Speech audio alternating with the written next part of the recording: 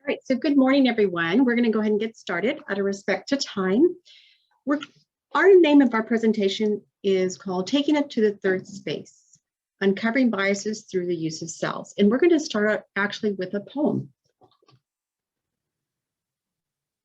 Maybe we're starting with a poem. There we go. A therapist's perspective. I was a bad therapist today, and my heart won't allow me to say I was enough for my clients while I struggle to be fully present. I am just a human. I want to help everyone, but their fears are my fears. Self-compassion feels empty without being a great therapist. Okay, so to start us off, just a little bit about us. We are actually a mother-daughter duo in San Antonio, Texas. So I am Shannon. I graduated with my master's in clinical mental health counseling in December of 2018. I'm licensed as a mental health counselor and as a substance use counselor in the state of Texas. I'm also a national certified counselor and a tobacco treatment specialist. My pronouns are she, her, and hers. We own a private practice here in San Antonio where we work primarily with clients who are experiencing PTSD or other trauma and stressor related disorders through the use of EMDR. And we also work a lot with substance use disorders. Yes, and so here, part of my job, or maybe the majority of it as co-owner also in BFF, my adopted kiddo here, is I also still work full-time with our local mental health authority, where the clients I serve there have to do with felony drug court, and they've been mandated to treatment. And so my role is to be able to provide those counseling services to them in kind of a very integrated approach to looking at their strengths and what's going to help them succeed. Right, so we'd like to start out just briefly going over the objectives. First of all, our hope is that by the end of this, you'll be able to identify what the processes are that are involved in this concept of use of selves, and we'll get more into explaining what the use of selves is. It's actually something that's taught in social work a lot and not as much in clinical mental health counseling, but we also have different words that we use for it. And so we'll be reviewing what that is and what are the processes involved. We'll also review the domains that are part of the use of selves interdependent model and how these domains can impact our unconscious and conscious bias. And we're also going to discuss creating a discovery plan, which is how we can start managing our unconscious or even conscious bias responses and how that impacts our relationships with clients. So with this image, I'd like you to just take 10, 15 seconds and jot down a description of this image, what it is that you see.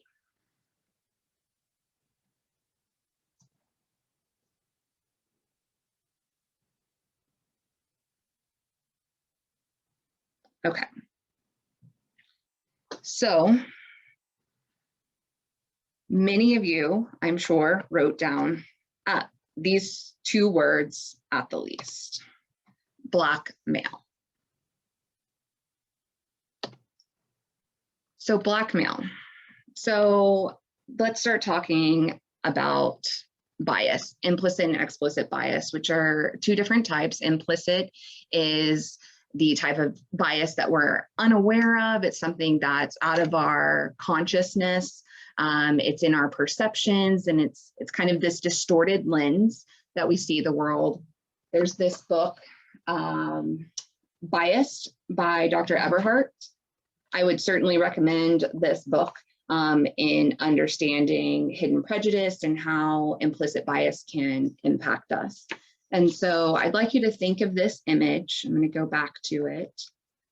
And I'm going to read you a short story out of here that was spoken and shared by a Black police officer who is male. I was out one day working undercover, and I saw a guy at a distance who didn't look right. This guy looked similar to me, you know, Black, same build, same height, but this guy had a scruffy beard, unkempt hair, ripped clothes, and he looked like he was up to no good. The guy began approaching me, and as he was getting closer, I had a feeling that he had a gun on him. Something's off with this guy, I thought. This dude ain't right. So the guy is coming down a hill near the front of a nice office building, one of those big offices, towers with glass walls.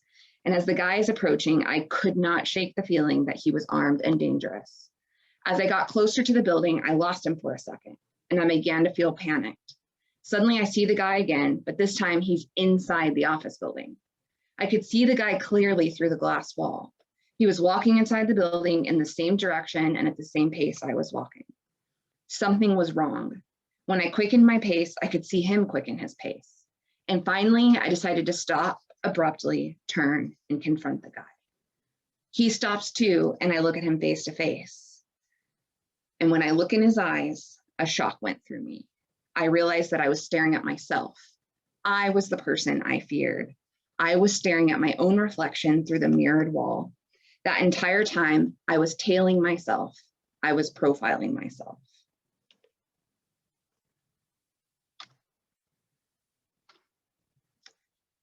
So very quickly, again, on implicit bias and it being this distorting lens it's both a product of the architecture of our brain and the disparities in our societies. And even the most open-minded of us, which a lot of us clinical mental health counselors, like myself, like to think that I'm pretty open-minded.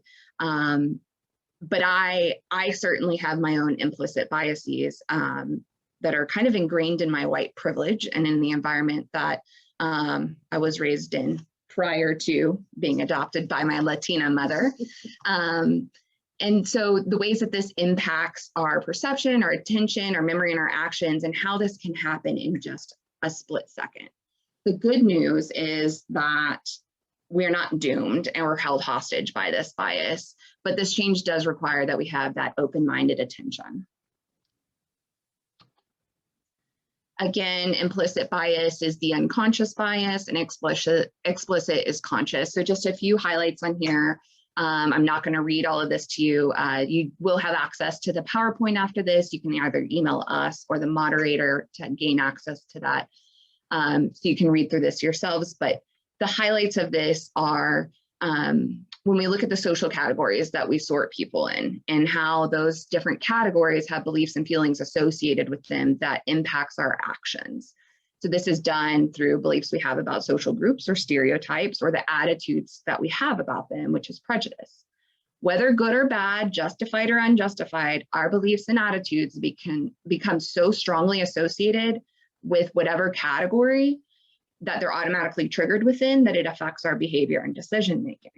So for example, simply seeing a Black person can bring to mind a host of associations that we have picked up from society. So these are some of the things that, for the sake of honesty and vulnerability in the environment in which I was raised and the impact of that on me, some of the prejudices, biases, stereotypes that I was raised with, and how some of those can still be the first thought that pops in my head. Like, this person is a good athlete, they don't do well in school, they're poor, they dance well, they live in a Black neighborhood, or I should fear this person. And these connections that we make, that is bias. It happens unintentionally, unconsciously, effortlessly, and in milliseconds. I know something I struggle with is the shame I feel when one of those thoughts pops up, and having to recognize, okay, I'm aware of it and I can start to change that, versus carrying the shame of that being an automatic response. And so no matter what my values are, no matter what my conscious beliefs are, no matter what kind of person I wish to be in the world, I have implicit or unconscious biases. So let's talk about the difference between them. So implicit bias, again, this is on a subconscious level. We're not completely aware of this. And this can come up in different things. So for instance, colorblind statements of I don't see color, or I don't care if you're pink, purple, or polka dotted. There's bias in that, even though the intention may be pure in a sense. Another example, I used to work for an agency that was not a religious agency or spiritual agency whatsoever. And they would put scriptures on the wall, crosses, etc.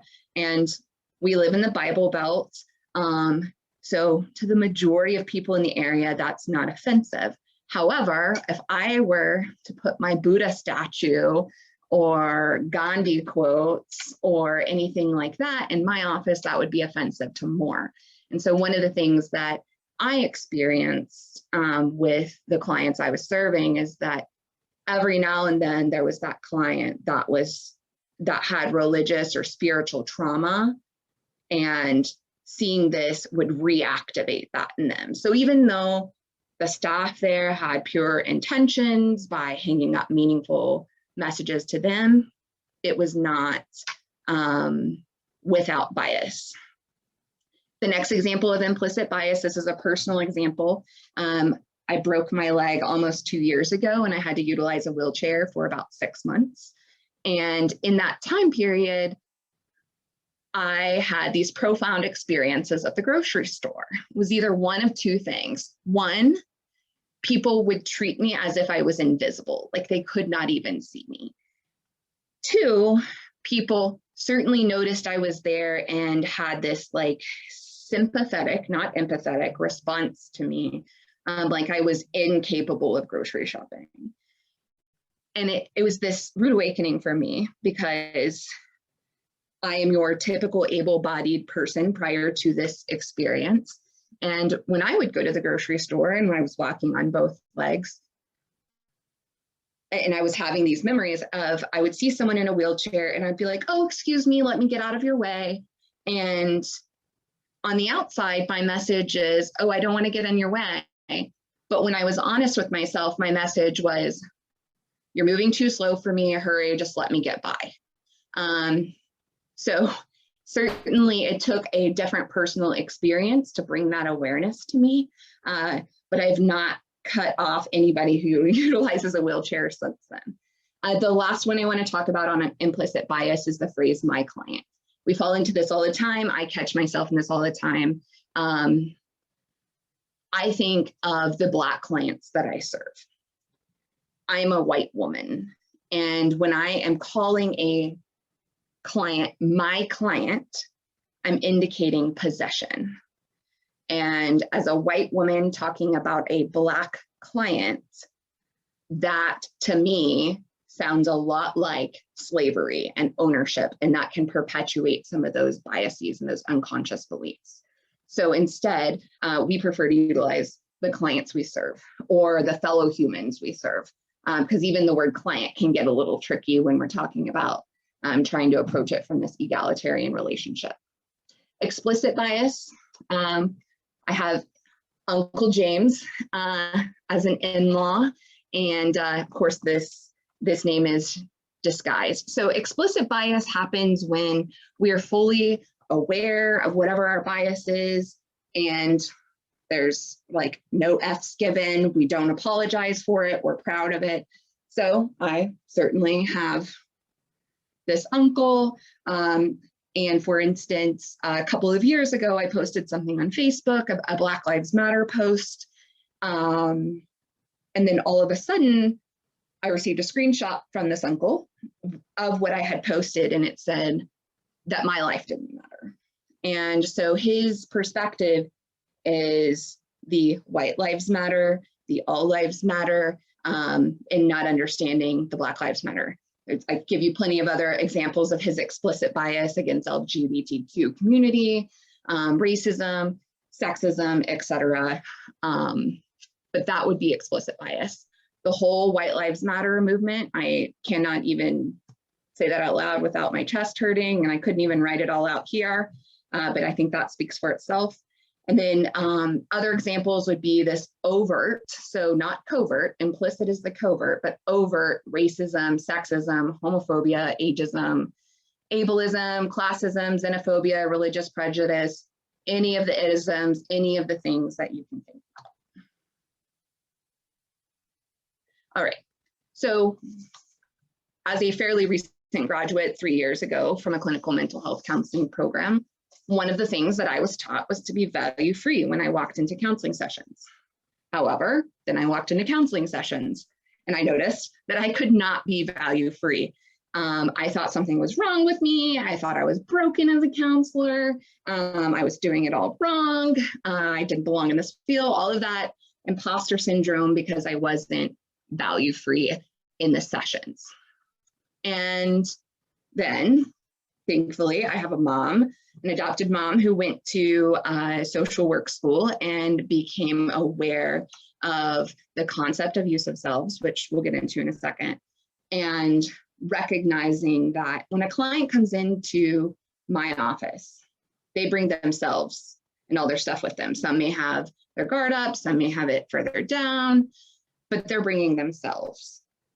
When I come into the counseling room, I check my need to impose my values on others at the door, but I still come in the room with my values, because if not, I'm living out of integrity with myself and I'm abandoning myself at the door. And part of what makes me a good counselor, y'all, I have imposter syndrome, I don't talk like that all the time.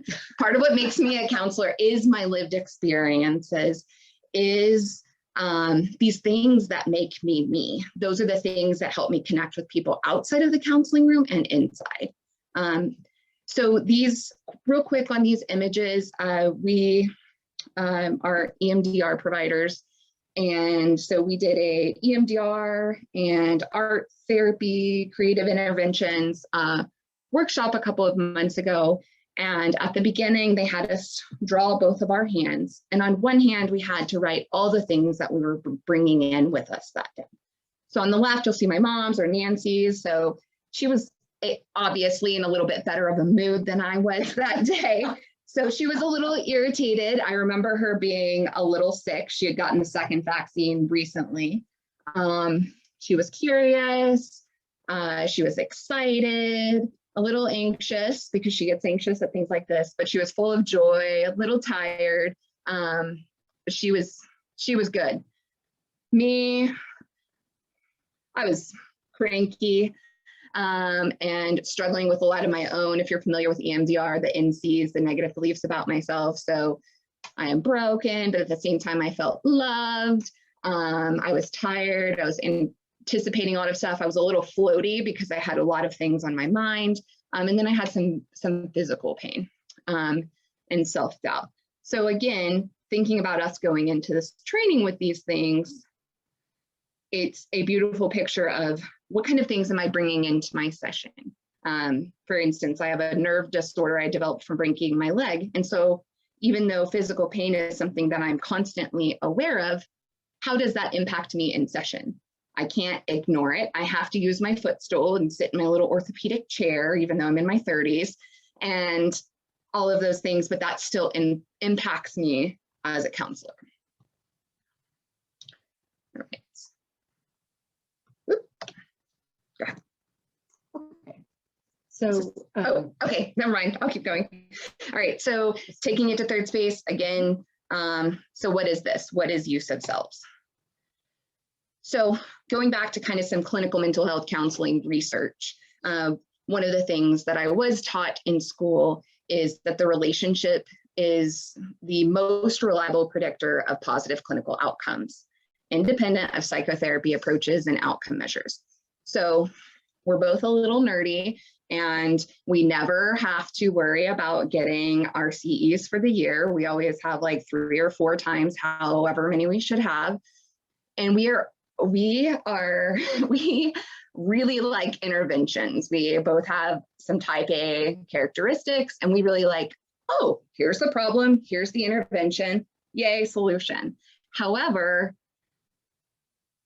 we both work from a relational perspective, and we do recognize, even if it's a constant reminder in my head, it's about the relationship, it's about the relationships, it's about the relationship, that relationship is the quintessential integrative variable. So, and I used Google, so quintessential being ideal, and like the #1 value, and then integrative being pulling it all together. So the #1 thing that pulls all of counseling and positive clinical outcomes together is that relationship, not necessarily CBT, EMDR, DBT, reality therapy, any of that.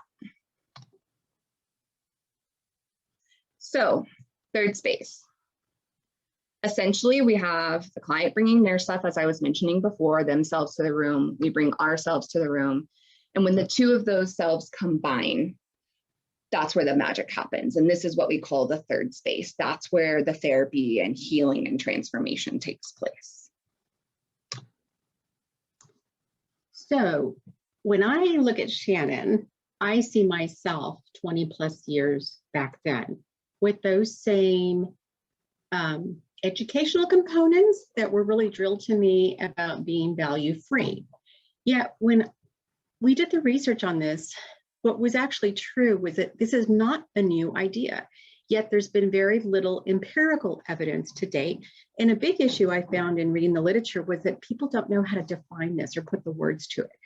But I thought it was relevant. I listed all these quotes from different authors dating back to 1975. And Kegley's, it was a dissertation that was typewritten, and I recognized the font because I had a Smith Corona typewriter when I first went to college. Don't age yourself. Yeah. Hey, that's my bias. And Kegley said, what we hope for ourselves, we transfer to those whom we seek to help. And he was really big into acknowledging that it's a myth. We are not value free. And then if you look at the different quotes, Haber in 90, Elkheim in 97, Ropers in 2010, and then finally Aponte and Kissel in 2014, they're saying it is how we use these wounds that make the difference between technique and a human experience called therapy. Now, one thing I want to add as far as my own vulnerability and self-disclosure, because one thing we talked about in the preparation of this presentation was that I think, first of all, how can we teach and share this information without also being vulnerable ourselves? Again, we can't, I like how you said that, Shannon, kind of you consciously hope that you kind of check those values at the door, but knowing that my hand is not blank as I walk into this room. It never has been, although I was taught that it needed to be this tabula rasa. Mm-hmm. It wasn't. So what was interesting in my own professional growth is that when I first went to graduate school the first time and I graduated with my first master's in 90, that was very much emphasized. So I really identify and empathize with Shannon's professional growth as such a young professional. But what was interesting and why this concept wasn't new to me was that I really had very vital, caring clinical supervisors that believed in this idea of use of self. Maybe it was called different answers, really. And you'll see a reference at the very end from Aponte, who's at Drexel University, that uses the term person of the therapist. The idea is the same, is they believed I wasn't value free. And definitely we had a lot of clinical conversations about that. And how do I bring myself into the room, not just with them, but with each of my clients, which actually I think helped transform me into the relational outlook I now have as a counselor. And so fast forward many years later, I decide, and it was in the process of helping one of my interns find her graduate program, that I really looked into social work schools and decided, well, let's go back. One graduate experience wasn't enough. And I feel for all of y'all still in school, let's go back for a second go round. And I decided to enroll in a master in social work program. And what an amazing experience that was to help evolve me as a professional, as a person as a whole. It wasn't just on one side. Again, examples of how this interconnectivity worked. But that's where I formally was introduced into the language of use of selves. And so for me, it provided me that vocabulary, just like I feel like oftentimes, like for us, a big thing with the clients we serve is about helping to educate about processes, experiences, identification of feelings. So for me, that experience gave me a vocabulary, just like I hope to give the clients we serve a vocabulary. So very significant experience.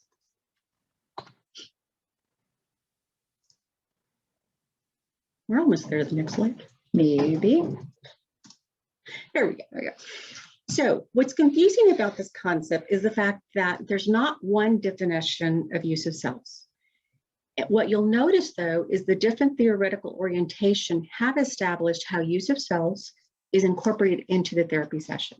So if we look at some of the big theoretical orientations that we hear a lot about, we look at humanistic integrative. There, the therapeutic relationships are mutual, co-constructed, and intersubjective. With existential orientations, our existence is relational, and we spend our lives in a state of being with others. If you look at psychoanalytical Here, the counselor and client are affected in their therapeutic relationship through transference and countertransference. So no matter what model or orientation you actually are working within, counseling takes place in a relationship. So this is the model that we came across by Coe and Boysen. In the paper was published, or the article was published in 2019, and they're actually at Augsburg University in Minneapolis. So it's the use of selves interdependent model. So it's a dynamic, interdependent, reciprocal process of how we interact with our clients, both on conscious levels, unconscious levels, again, with common purpose that we're helping our clients get to the goals and practice outcomes that they want. I want to point out that notice where it says social worker, replace that with mental health clinician. And these are dynamics and processes I really do believe that affect all of us. So if you are up in the top circle and then you're the clients in the below, notice how the arrows not only go just to impacting you, but also impacting your client. What your client brings in impacts your client as well as impacts you. And then together you come to a practice outcomes. The only thing that I want to add to this, and we said we weren't going to talk about this, but I'm breaking that rule, is that, and this is a whole other presentation, but also think about how this can be utilized in the supervisory relationship. I have had some unhealthy supervisory relationships that were not trauma informed, that were not, where this person was obviously not doing their own process. And then I've had some absolutely phenomenal supervisory relationships. So the impact of the client on, or the supervisee on the supervisor, vice versa, and how that impacts the outcome for the supervisee. Stay tuned for the next presentation. Yeah, I'll stop. Okay. All right. So in the process of planning this, I had brought this because, again, I still believe in clinical supervision umpteen years down the road and am pursuing my LCSW here in Texas. And so when I brought this up in supervision a couple of weeks ago, my supervisor said, you know what this concept's like? It's like mailboxes. And I'm like, yeah. So I went down the street and took a picture of my mailboxes. Okay. If you zoom in, you can figure out where she lives. Don't do that. So anyway, and the idea is there are 3 domains that Shannon's going to go into detail about what comprises each of the domains of this model, as well as the elements. So as she goes through this, I want you to imagine that each of these set of mailboxes is one domain, and then each of the separate mailboxes are the actual elements as part of that domain. And it doesn't mean we're using all of these mailboxes. You know, let's say I had keys to all of them and all my mail would get delivered to all of them. Okay, hypothetical. Well, sometimes mail's not going to come in slot 3 of this section, or maybe it's going to come in slot 10 of the first section. And that's actually how this interdependent model works. Not all used simultaneously, depending on the situations. Again, and when we uncover our biases, a lot of times it connects to something in that domain and how useful that could be in a very supportive supervisory or collegial relationship in order to determine what that discovery plan is that we need to work on to provide the best practice outcomes. All right, so let's talk about what these domains are and what the different elements that make up the domains are. I'll go through this relatively quickly because, again, you guys can go back and read these specific things. And we want to get more to the case studies of this and what the application of this looks like. So the first domain is our domain of ourself. So physical appearance.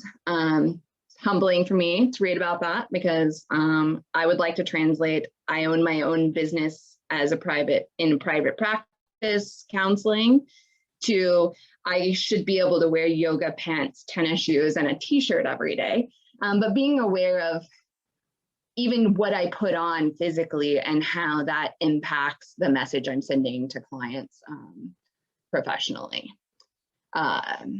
The other part of that is social identity categories. So this is both acknowledging what social categories I fall into, like I'm a white cis female.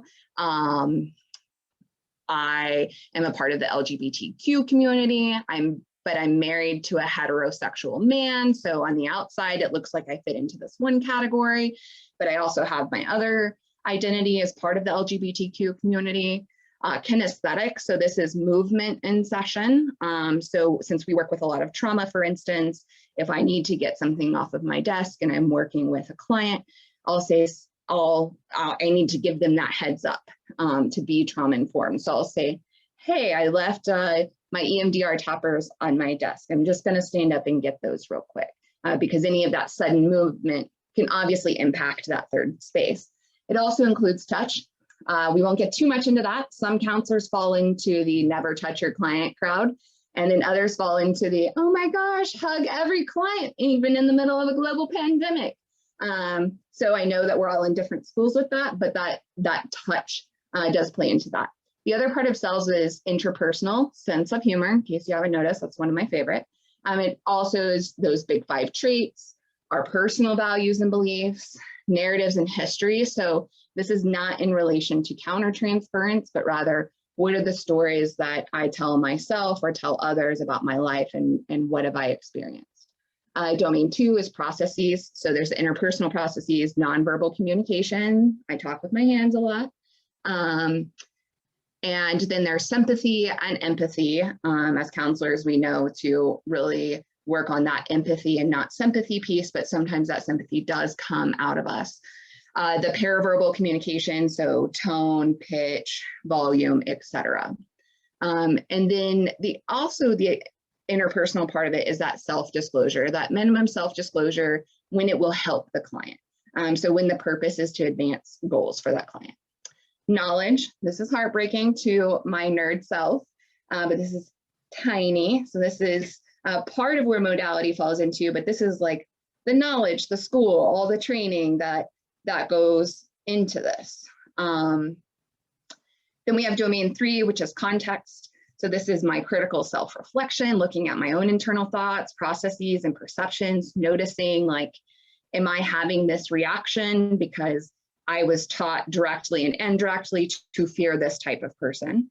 And looking at and analyzing my thoughts and relationships. This is where that transference and countertransference comes in. And then there's also the contextual elements. So the practice setting and modality. So like the physical comfort, one thing I've learned as it started to warm up, we opened our private practice in November, so we haven't had super warm months, but evidently clients' legs stick to my leather couch. And so maybe I should get a new leather couch. Also culture. So thinking about the cultural climate that even the United States is in right now. Power, even though one thing that's very important to me is maintaining an egalitarian relationship with clients, I also recognize that regardless of my perspective on that and my hope for egalitarian, inherently in my role, I have some degree of power, whether I'm putting myself there or the client has me on a pedestal. It's just naturally happens, which is why we have the ethics and all the codes that we follow. And let me add something too, Shannon. So one thing also to consider, like from a social work standpoint, is that domain 1 Selves is our micro, domain 2 processes is meso. Sorry, just playing. And then domain 3 is the macro. So again, relating those terms just to connect it to the domains. So use of Selves interdependent model is not self-disclosure, countertransference, self-awareness, authenticity, but it is these things. It's just not just these things. So sorry, I almost called you mom. Nancy was saying earlier, like it's not just about what's in the first tower in mailbox 10 or the second tower in mailbox 5. It's the accumulation of it. So what we're going to do again, as a way of using ourselves and letting you know what our legit responses were to particular case studies, we have a couple we're going to share with you along with our reactions, and then connecting that to how the domains and elements apply to it.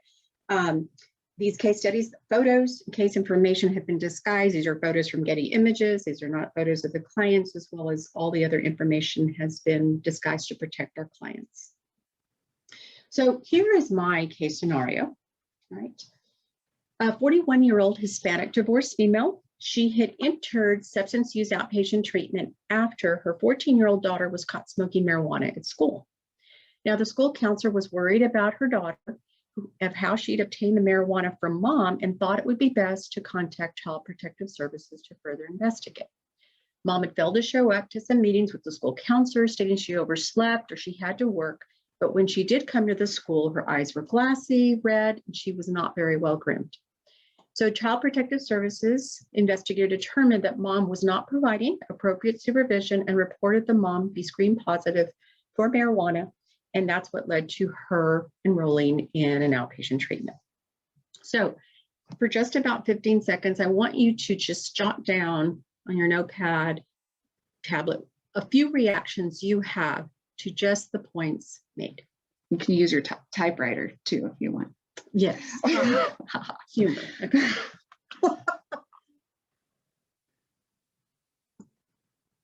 Okay. These were my initial reactions when this case was assigned to me. And remember, I work in a full-time basis as well in a felony drug court with mandated clients. So first thoughts, I'm curious if the school counselor asked mom questions about how she looked. Was she sick? Was she stressed out? Oh my God, I have a 14-year-old at home. Also, I thought I need to ask more about her own marijuana use. I'll bet this mom is trying to do the best she can. I want to see what I can do for mom to trust me. And then my last reaction was, my gut says there's more to this story than what CPS investigators saw. So on the next slide, what I have done is I still listed out my initial reactions, but I'm placing the concepts and domains and elements of the model into each of these responses to give you, again, context of how this ties together. So if you look at my first response, that was definitely about selves, the first domain, the processes I was running to, and then the context. The one I want to highlight, and again, just for time, I'm going to highlight one more. Oh my God, I have a 14-year-old. So of course, I identified with this mom. I identify with her as Hispanic, even though there's many layers to that. Just based on our looks, I'm lighter complected, she's darker complected, and that has its own cultural influences. So of course, I may also over-identify with her and also experience some countertransference and have to be careful and check what is happening to myself. I'm going to have Shannon go on to her case study so that she has time to share a little bit about that one. All right, so meet Amy. Amy is a 21-year-old Caucasian, non-Latino, transgender female. She was assigned male at birth. She presented to outpatient counseling services with me in private practice to, quote, deal with a ton of trauma. She lives with a friend and that friend's family, and she reports minimal contact with her family of origin. She stated to me, my family is super Christian and super conservative. When I told my dad I was gay, he told me he was going to beat me in the face because no man that looks like him could be gay. We don't talk anymore. They don't even know I'm trans. To the very first session, Amy wore sweatpants, a t-shirt, tennis shoes, and a hat. Kind of looked like how I prefer to dress, but not how I was dressed. And then to the second session, which was actually only 2 or 3 days later, she wore these torn stonewashed jeans. They were torn all the way up to her hip line. You could see the underwear she was wearing. She had a long sleeve red and white polo shirt that kind of like looked like the shirt Waldo wears. And she was wearing high heels, very tall black stilettos. One thing she said to me when I was asking about her preferred pronouns, she said, I sit in this place of they, them, and androgyny. Pronouns don't mean that much to me as long as you treat me with decency and respect of a human being. So again, just take a couple seconds, write down or think about maybe what you would do in this situation or what your thoughts or perceptions would be as a clinician. Okay, vulnerability. So first of all, my initial reactions. What the hell, dad? What kind of dad says that to their kid? And I just get all worked up because as a counselor, I don't hand out free passes to parents very often. My second thought was, Mom, where are you in this? Why are you procreating with somebody that would talk to a child like this? So a lot of judgment in there. Also, I'm adopted, but I had my own trauma in my own childhood. And so honestly, one of my thoughts was, this sounds a lot like my own sperm and egg donors. I was questioning myself as I'm a cisgender female. So how do I prove to a transgender woman that I'm trustworthy and that this is a safe place? Recognizing that I have so much more to learn. This is part of my imposter syndrome. Recently, I've had a huge influx of referrals from the LGBTQ community within, clients referring their friends and one another, and specifically the trans population here in San Antonio. That is not something that I consider myself an expert in. I struggle with my own imposter syndrome, regardless of the trainings, et cetera, that I've done. So part of this healthy recognition that I'm always learning and growing, but also I had my own self-doubt with that. My note to self, it's about the relationship, it's about the relationship, it's about the relationship. So it's not, okay, am I gonna use CBT, EMDR, DBT? Not going through all of that, but just, okay, let's start with a relationship, Shannon, this is an intake. She reminded me a lot of two of my trans female friends, Sky and Emily, who I love dearly. And then I immediately started judging myself of, gosh, self, not all trans identifying individuals are the same. This is my privilege showing. And again, that self-doubt. And then one thing that I noticed with the cut jeans is that she had only one leg shaved. And so my honest thought was, that's interesting. And it's one more leg than I have shaved. So applying these domains and elements. So I'll go through these pretty quickly because Nancy explained how this fits in, but obviously my values and beliefs about the role of moms and dads in loving their kids unconditionally. That's both fed by my personal experiences and not having that growing up until now. And that's just something that I believe in with all that I know about attachment theory and PTSD and all of that. Obviously, my own countertransference played into this. We have an LGBTQIA sign in the waiting room. And so I had this thought of like, I hope that she saw that sign so she knows that we support her and this is a safe place. And again, like, is it really about that? And then I left the rest of these blank so that we could collaboratively with you as participants define which domains these went in. But for the sake of time, since we got started a few minutes late, we're going to skip this, but this is something that you can feel free to go back to. And send us back your responses. I would love to see, because sometimes I think our perceptions are different. And in both, it's like and. Those definitely be on the spot. Yeah, absolutely. For those of you in private practice, you know, private practice can sometimes be isolating. So we welcome, well, she has her people at her other full-time job, but I welcome any social interaction with fellow professionals. All right. So we're wounded healers. There's a side note, there's a page on Facebook called Head/Heart Therapy, Head/Heart Therapy. And they post a lot of podcasts and quotes from interviews with counselors and other mental health professionals about how we're wounded healers. There's more articles specifically about being wounded healers and specifically about the use of selves interdependent model. Those references are below, but this quote from Henry Nguyen just really sums up what we're saying. And that's, when our words cease to be the source of shame and become a source of healing, we have become wounded healers. Okay.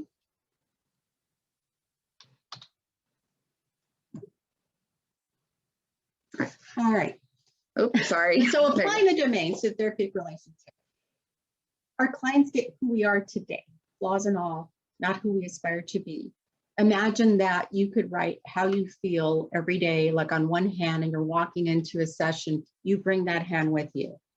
Whether what comes out, what doesn't, we won't know at that time. It's a lot of the interaction determines that, but you come as is. And remember, think about the as is sign that you might see like at Best Buy when you're buying a refrigerator.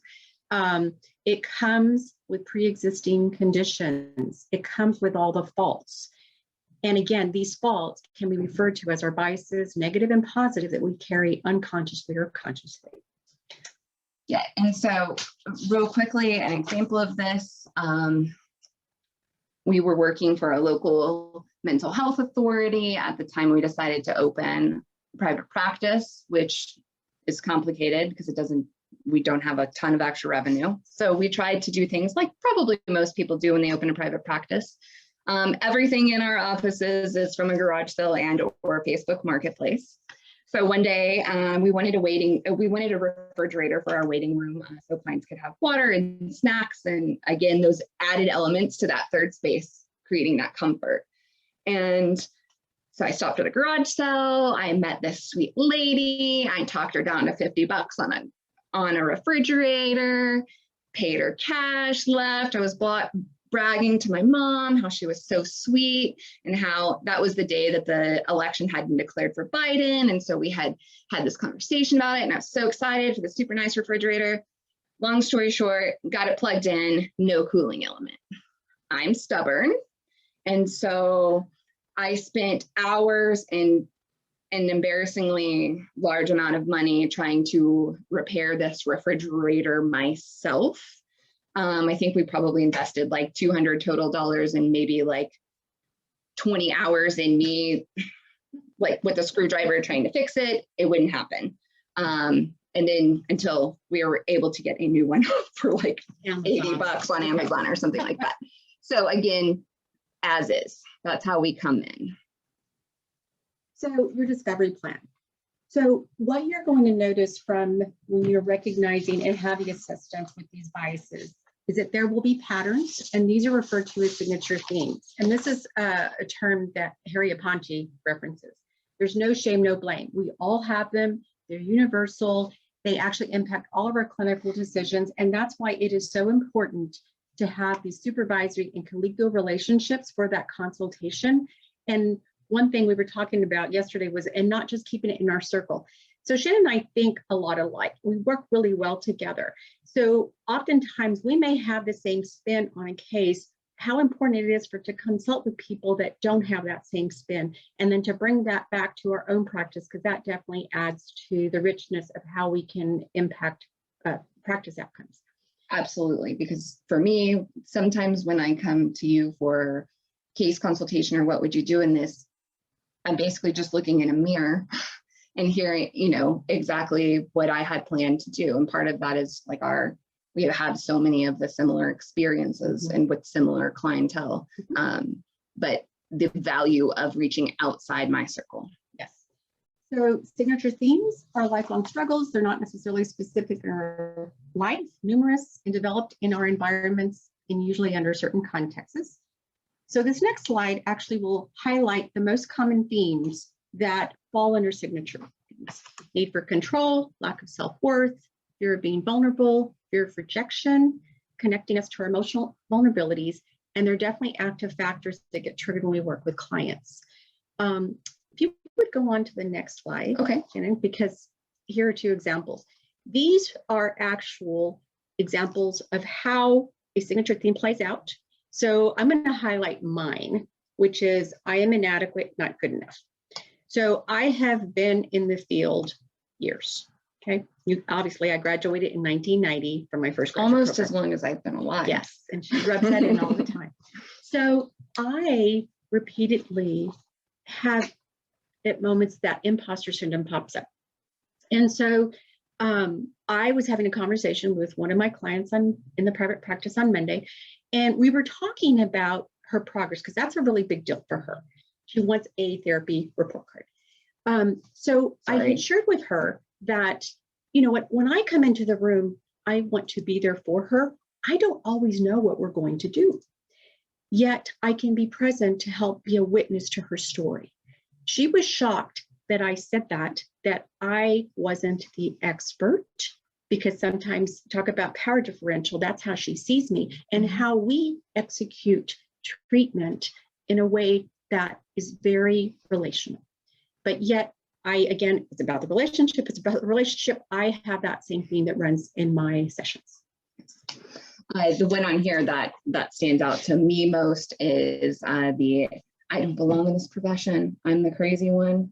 So I'm one of those counselors that I am proudly a client as well. And part of that for me is that sometimes I question if I should be in this profession because of all the help that I need personally in my own life. And so like, who am I to provide counseling when I need so much of it?